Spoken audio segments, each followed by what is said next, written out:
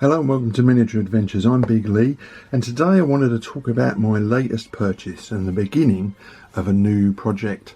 So over the last month or so I've been hinting in increasingly positive tones that I was about to embark upon a new period. I've played the Wars of the Roses many times, so far with 100% success it has to be said, using Stuart's 28mm collection and his homegrown rules, but I wanted to have my own collection and I was strongly drawn to the range of 6mm miniatures produced by Baccus. So I felt what felt for like a torturous process to find suitable set of rules, finally settling on a test of resolve. This will be my starting point.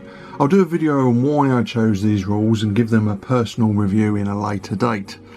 For anyone not familiar with the test of resolve, I will post a link in the video description to an excellent review by Seventh Son, which was largely responsible for my final decision to choose these rules. So having bought the rules, I then made the further financial investment in the project, buying a Wars of the Roses matched pair army deal from Baccus. This arrived in the post a few days ago and I've had a chance to sort through it, and I thought I would show you what was in the boxes so that you knew what you were getting if you decided to go down the same route as I have, along with a few little extras that I bought at the same time. So what do you get when you buy a matched pair deal from Baccus? Well, what you actually get is a lot of lead, a lot of nice heavy metal.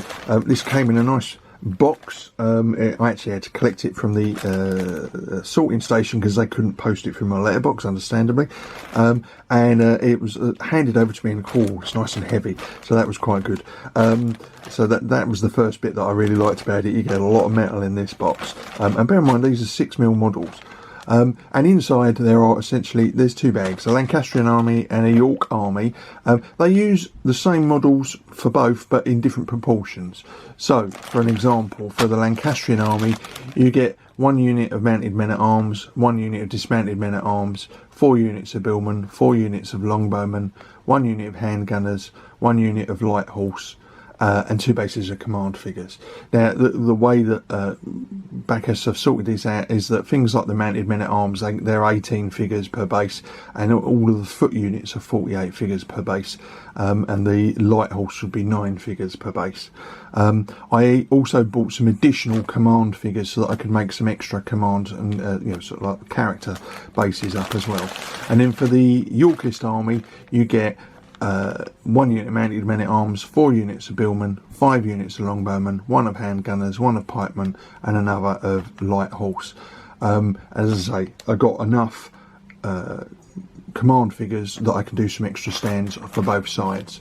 In addition to these, I also bought some flags. So these are some sets of flags that Baccus have produced that are in the right scale, and the reason I bought them is because then if I make any others of my own I can match the scales up so they're just the right size for the figures. And essentially what you get for the Yorkists, for instance, you get the banners of Edward IV, Richard III, some general Yorkist standards, a standard for the Earl of Warwick, the Earl of Shrewsbury, the Earl of Essex, Lord Hastings, Duke of Norfolk and the Earl of Surrey. So 19 flags in total. And then for the Lancastrians you get Henry IV, Henry VI and Henry VII, the Earl of Warwick, the Duke of Somerset, Earl of Norfolk, of Oxford, Sir John Coiners, Earl of Northumberland, Sir Lord Hungerford, Lord Rose, Earl of Kent, Lord Montague, and some assorted company standards. And as I say, the main reason I bought these was so that when I make some additional standards for different periods in the Wars of the Roses, because it did cover quite a few years, I can make them to the same size and make sure that there's consistency across the army. But they're very nice, nicely printed, nice and colourful, which is one of the things that's attracted me to this particular period. So it's worth noting that I've rebagged these. They came, sometimes you get 2 different types of figures in a bag and they write on the outside of the bag what those figures are. I wanted them all separated out so I could see them a little bit better. So I've rebagged them with some bags that I had, so they don't normally come like this, but essentially what we've got here is the Lancastrian army. So a little word on the figure format. Pike and spear armed infantry are based 4 figures to a strip facing forwards, with a roughly 20mm frontage. Missile troops, billmen, dismounted men at arms, they're 4 to a strip, and mounted troops are usually 3 to a strip, and they're based in file, so you can cut and rebase them as needed. Infantry packs contain 4 strips of command figures to every 20 strips of line figures. However, I also bought a couple of additional packs of command stands, as I mentioned, so I could make up some extra character bases. So having told you what some of the contents are, let's have a look at some of the figures. So move these all out of the way for a little bit, and we'll start off with obviously my favourites, the mounted men at arms. These are very nice figures.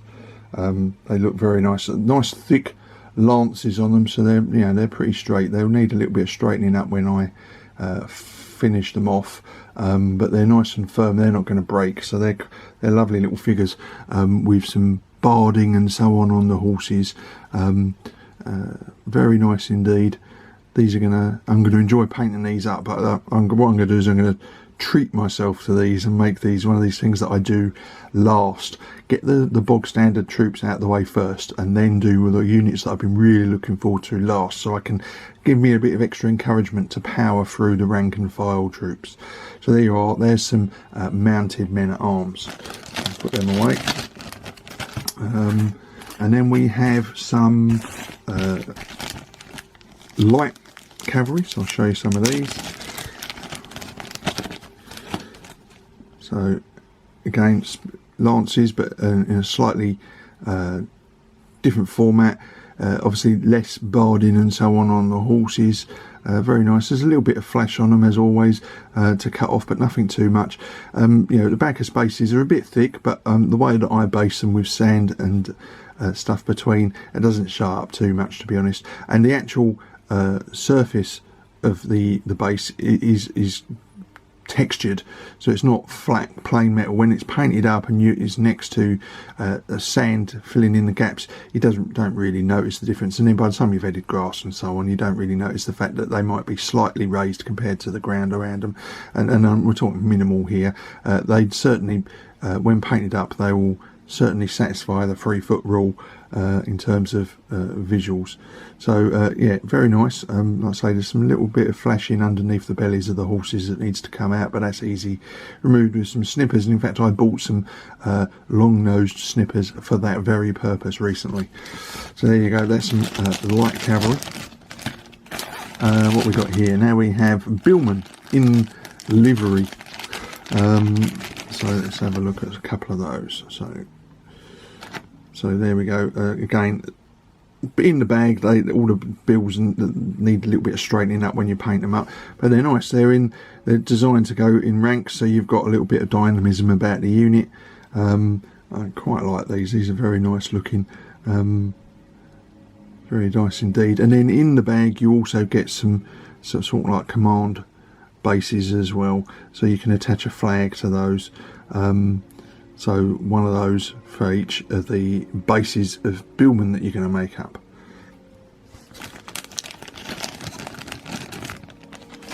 And we also have billmen in jack.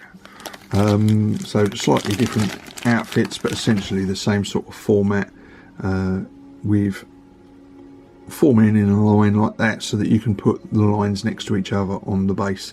Again, they're going to look really nice when they're done up. I think these are going to be fun to paint up.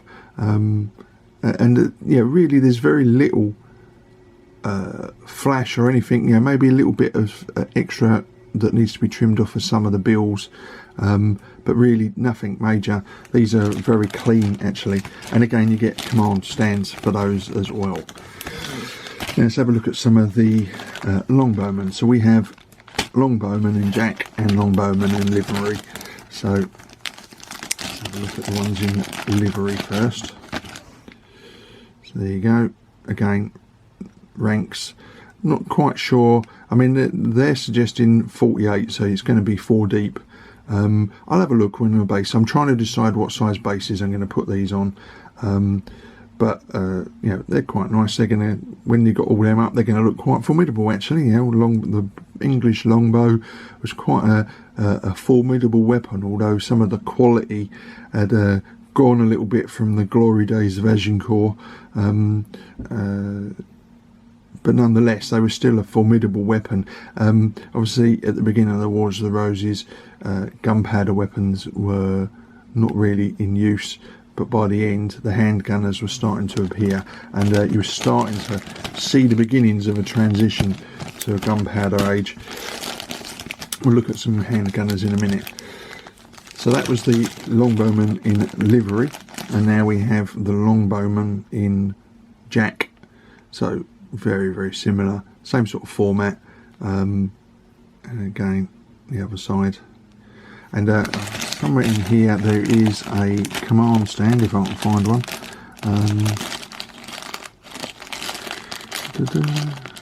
No, I can't find one. Maybe it's in the other bag, because I sorted them out. I think it's probably in the other bag, but yeah, very nice. So let's have a look at the handgunners. I was just mentioning them. These, I'm looking forward to painting these up as well, because the handguns are just an interesting weapon. Not sure how effective they might have actually been in battle, but there you go. So there's a group of handgunners, one guy with them with it to the he's obviously loading, these guys are loading, and the other guys are about to fire. Again, the rules, the way Baccus have given them is they're suggesting that you can get one unit of 48. I'm going to do a little bit of reading about this. I'm not sure how big these units actually would have been, and whether I could do them with less troops, but I'm going to look into that. But yeah, nice little models, as you can see, lots of detail, and you can paint as much detail on these as you like. You know, you don't have to. If you wanted to, you can go into every little nook and cranny and do all the details, or you can just apply the 3-foot rule and be happy with it. They'll look really good on the table. As I've mentioned before, I find 6mm fairly easy to paint, and I will at some point in the future do a video on how to paint them. So then what else have we got? We have some mounted personalities. These are the command stands. So I'll say I bought some extra ones of these. So you've got some rearing horses, meaning full armour. Trumpeter. That's a lovely model, that one. One with sort of like the skirt type things on the horses. So again, plenty of room for some very, very small heraldry to be painted on there. They're going to be challenging, but they're going to be fun to paint, I think. So these are very nice. So that's the mounted personalities. As I say, I bought some extras so I can make up some extra bases for these. And then lastly, some mercenary pikemen. Again, the pikes actually need straightening up, but again, very nice. I know from games in other scales these can be quite dangerous, and because they're mercenaries, they can probably change sides as well. So there you have, that's the contents for the other army. The Yorkist army uses the same figures, just in different proportions as mentioned, but very nice figures. I'm looking forward to painting these up, but I'm going to paint them up during the painting challenge in the winter, so it's going to be a long way off before I actually start painting them. First things first is I'm going to have to clean them, get rid of any flash, mount them on their sticks, prime them. That's going to take a long time, but I like to have all that ready before the painting challenge starts on the 20th of December, so I can then crack straight on and get these done. So there you have it. That's the Wars of the Roses army that I bought. I hope you found that interesting, and as I say, I will eventually do a review of Test of Resolve at some point to tell you why I chose this set of rules, and just a brief overview. There are some other really good videos out there. I'll try and put some links in the description box so that you can go and find those, but I'll do my own little talk through about why I in particular chose this set of rules. And I'm going to try and do a little bit of play testing with some blank bases before I finally get around to painting up the models, just so I can be familiar with the rules by the time I actually play a game with some finished figures, but also so that to help me decide how I'm going to base them, what size bases I'm going to end up putting my figures on. so that's a subject for another day. And the other thing I'm going to do between now and the painting changes, I'm going to do some work on how I'm going to base the figures, and by that I mean the groundwork that's going to go on the grass and the flock and so on. Exactly how I'm going to do it. I'm thinking of doing these models slightly differently to I've done anything else, with some finer grained flock and grass and so on, to add a little bit more interest in bases. But I'm going to have a little experiment with that because I want to get a system going so that I can do the whole army consistently. But again, that's another video for some point in the future when I finally get around to doing that. But there you have it. That's my Wars of the Roses army. Like I say, Yorkists and Lancastrians. I can always add some extra units to these in due course, but that's what I bought. And I mean, all told, including the extra figures and the flags, that came to about £100. So pretty good really. 2 whole armies and some extras for £100. You couldn't do that in any other scale. So again, I'm always saying go 6 mil, because then you can go large and it ain't going to break the bank.